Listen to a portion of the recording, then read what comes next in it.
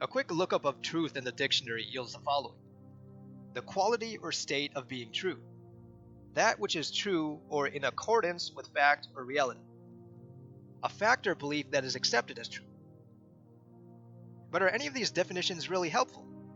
Each sounds like defining something using the term itself. A logical follow-up question might be, what is true or what is fact?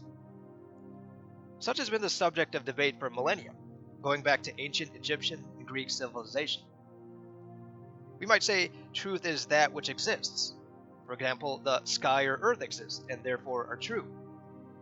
But can we imagine a scenario where the earth gets totally obliterated by a giant asteroid, in which case the sky and earth would cease to exist? 200 years later, an inhabitant on another planet might question whether the earth even existed, or was simply a product of someone's imagination. What if we say truth is something that is objective reality, like 1 + 1 = 2? But can we imagine an instance where 1 + 1 isn't 2?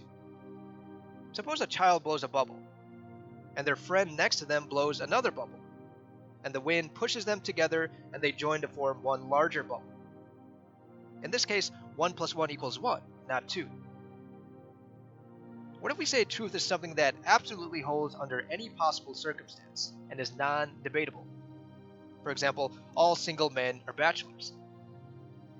But again, this isn't really truth, but an a priori or definitional statement. Truth of convenience, an arbitrary designation. So you see, the question of truth here is a deceptively tricky problem. According to Q-ism, truth is simply pure independence, the absence of bias. It has less to do with character than it does about purity. It's not the same as good or just. Something bad or evil can be pure truth, while something good or moral may be completely artificial. The important characteristic here is independence. As long as there's pure independence, there's truth. To achieve independence, we have to be independent, completely free from even the slightest hint of bias. Of course, this is easier said than done. In practice, almost impossible to achieve. For most of us, bias is firmly entrenched into our very being, the way we think, behave, and observe.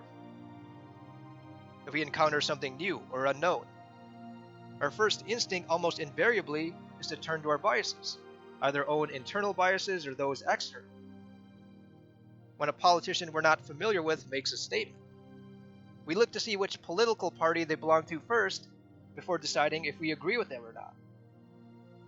When we hear a new song on the radio, we look to see what others are saying about it before deciding whether it's good or not.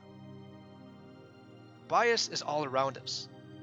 The entire economic model of capitalism itself is driven by this idea of creating and maintaining bias within the mind of the consumer, convincing us we have to have a particular product by constantly bombarding us with pop-up ads, 15-second video clips, and TV commercials that rely on oversimplification, exaggeration, or celebrity endorsement.